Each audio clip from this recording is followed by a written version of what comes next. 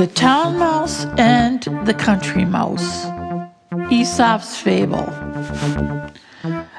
A town mouse once visited a relative who lived in the country. For lunch, the country mouse served wheat stalks, roots, and acorns with a dash of cold water for drink. The town mouse ate very sparingly, nibbling a little of this and a little bit of that, and by her manner made it very plain that she ate the simple food only to be polite. After the meal, the friends had a long talk.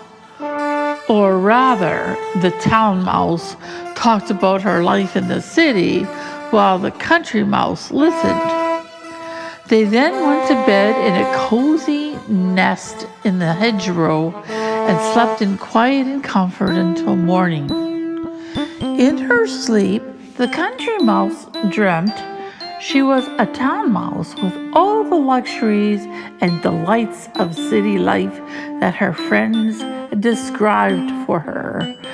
So the next day, when the town mouse asked the country mouse to go home with her to the city, she gladly said yes. When they reached the mansion in which the town mouse lived, they found on the table in the dining room the leavings of a very fine banquet. There were sweetmeats and jellies, pastries, delicious cheeses, indeed, the most tempting foods that a mouse can imagine. But just as the country mouse was about to nibble a dainty piece of pastry, she heard a cat mew loudly and scratch at the door.